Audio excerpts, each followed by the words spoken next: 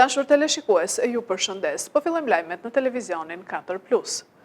Fermerët në zonën e Lushnjës tregojnë se mungesa e subvencioneve në bujqësi do të çojë në mospunimin dhe kultivimin e 60% të tokave bujqësore, ndërkohë prodhimi pritet të jetë të paktën 40% më i kushtueshëm. Fermerët në zonën e Lushnjës po vazhdojnë të përballen me vështirësi të shumta këtë sezon bujqësor. Ditët e para të prillit falë dhe kushteve atmosferike kërkojnë mbjelljen e kulturave si misri dhe luledielli. Por sipas fermerëve, kostot e larta po e bëjnë gjithnjë më të vështirë vijimin e aktivitetit. Rritja e çmimit të naftës, shtrenjtimi i plerave kimik dhe kostot e punimeve bujqësore, të kombinuara me mungesën e subvencioneve reale nga shteti, rrezikojnë seriozisht falimentimin e tyre. Me kostot tonë jemi shumë të zhgënjur për si vjet, sepse janë çmimet shumë të larta. Sidomos naftën që ne nuk e përballojmë dot naftën, që ka vetë me 224 lek, që janë çmimet marramense. Si çdo vit si vjet që me 1,60. Sigur hadi çik. Por misrin janë ngretur gjithçka, plenat janë ngretur gjithçka. Ka vetë misri ka vetë 12.000 lek kile, si vjetur na morëm me 7.500 lek. Po, farën, për farën, për flas gjithsesi. Plenat gjithsesi janë rrit stratosfer, ka vetë 98.000 lek kuintali sot, dapit. Llogarizim për vjet ka qenë më pak. Ka vetë çdo gjë shumë. Plerat janë rrit 20.000 lekë për kuintal. Pleu, nafta ka vetë 2.250, ke parasysh, punimet më ashtu. Dhe nga çdo gjë janë ngritur shumë. Po mundohemi të rezistojmë. Çojmë sa do zgjasë kjo rritje çmimeve. Unë nuk mill me. 15.000 lekë urdhë. 9.000 lekë mora kilën e farës. Ja ku e ke farën. 9.000 lekë. Po tarifat e plugimit edhe mekanika rritur? Mekanika është rritur, 15.000 lekë ka vajtë i dylym frezë. 20.000 lekë ka vajtur plugimi. Llogariti veti me ti se s'kam shkollën, se jam pa shkollë. Kush doj që di, se do thuash ti, se pesa, se më pëdes, mu së më bje me në unë tua, të punoj, të jetoj. Më kupton, du të punoj e të jetoj.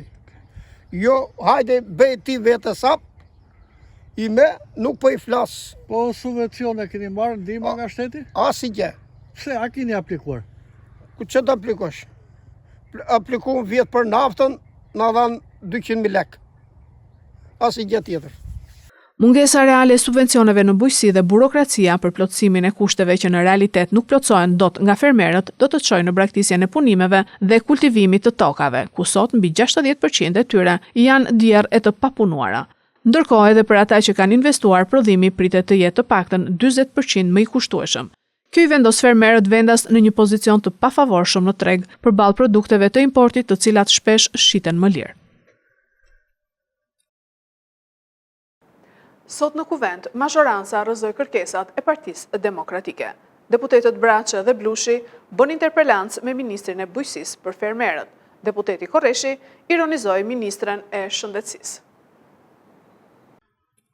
Kuvendi i Shqipërisë u mblodh sot në orën 10 në një seancë ku diskutuan një sër çështjesh të rëndësishme ligjore dhe institucionale. Deputetët Erion Braçe dhe Tedi Blushi kërkuan një interpelancë me ministrin e bujqësisë Andi Salla për të diskutuar vështirësitë e prodhuesve vendas.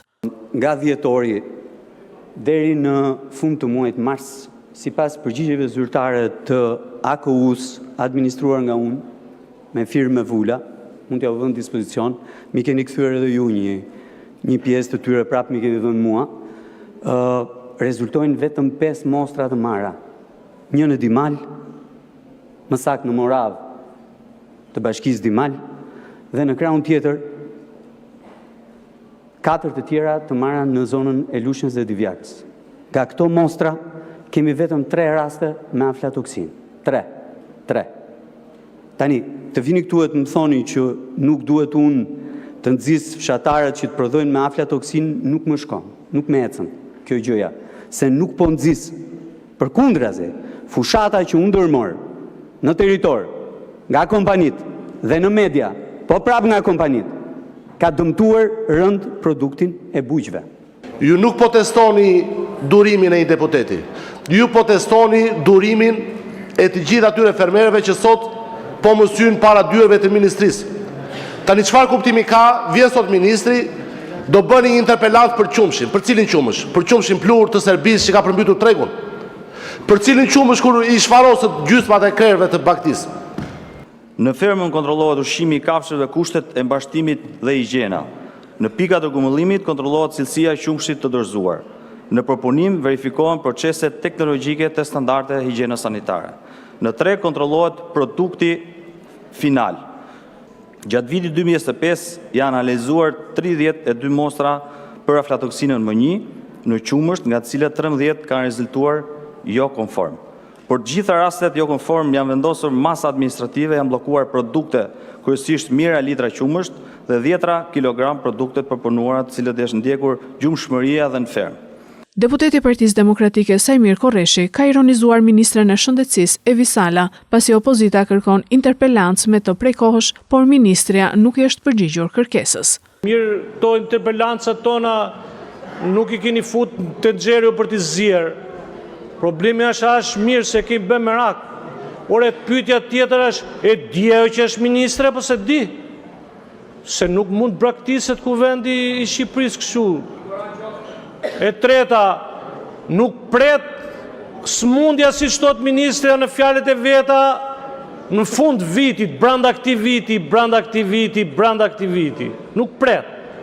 Ndërkohë urrëzuan 2 kërkesat e Partisë Demokratike, për procedurë të përshpejtuar të projekt ligjit të Partisë Demokratike për uljen e çmimit të naftës dhe kërkesa për interpelancë me kryeministrin Edi Rama lidhur me vendimarrjen e Këshillit Kombëtar të Territorit dhe Ujit.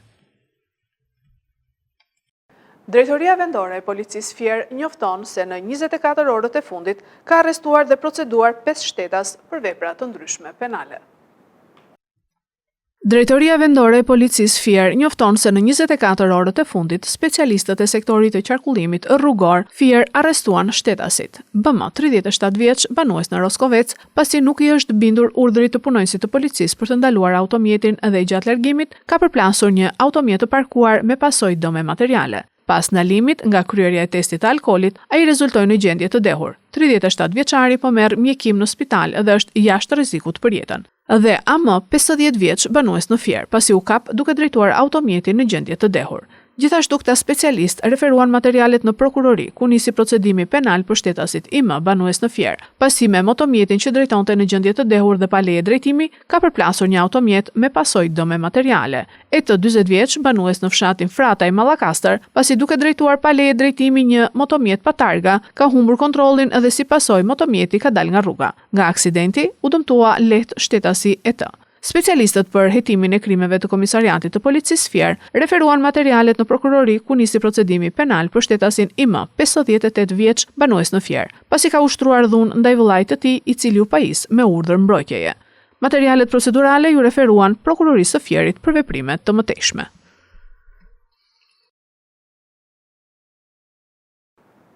Skema e re e bonuseve për pensionistët është një ndihmë e kufizuar përballë rritjes së kostove të jetesës. Skema e re e shpërndarjes së bonusit për pensionistët ka nisur të zbatohet që prej muajit janar të këtij viti. Burime nga Ministria e Ekonomisë bëjnë me dije se qeveria po shpërndan një fond total që varion nga 8 deri në 9 milion euro në muaj në formën e bonuseve direkte për të moshuarit. Sipas rregullave të reja, pensionistët që përfitojnë pension të pjesshëm ose që kanë të ardhurat deri në 22.000 lekë në muaj, marrin një shtesë prej 800 lekësh çdo muaj. Ndërsa për ata që kanë pension të plot por nën kufirin e 40.000 lekëve, bonusi rritet deri në 1.800 lekë në muaj. Ky mekanizëm synon të funksionojë si një formë rishpërndarjeje mujore për të zbutur efektet e inflacionit, duke u fokusuar kryesisht te pensionet e ulta dhe ato mesatare që ndodhen poshtë pragut kritik të konsumit. Megjithatë, gjendja e pensionistëve në Shqipëri mbetet sfiduese. Rritja e kostove të jetesës po ecën më shpejt se sa indeksimi të ardhurave. Sipas llogaritjeve të organizatave ndërkombëtare, pensioni mesatar në vend mbulon vetëm rreth 30% të shpenzimeve reale mujore.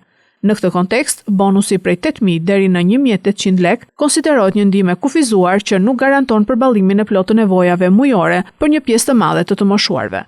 Ndërkohë vendet e tjera të Ballkanit Perëndimor po ndjekin politika më agresive në mbështetje të pensionistëve. Në Serbi, pensioni mesatar pritet të arrijë rreth 488 euro brenda vitit 2026, ndërsa Malizi ka vendosur një nivel minimal pensioni rreth 450 euro, duke u pozicionuar dukshëm mbi mesataren rajonale. Vështirësitë ekonomike po i detyrojnë shumë pensionistë me të ardhurat të ulta të bëjnë zgjedhje të vështira mes ushqimit dhe medikamenteve. Mjekët raportojnë se një pjesë e tyre ndërpresin trajtimet për sëmundjet kronike për arsye financiare, çka rrit rrezikun për komplikacione dhe kosto më të larta për sistemin shëndetësor. Në kushtet kur pensioni nuk mjafton, barra financiare transferohet te familjarët. Kjo ndikon drejt për drejt në ekonominë familjare, duke kufizuar mundësitë për investime në arsim apo zhvillim ekonomik.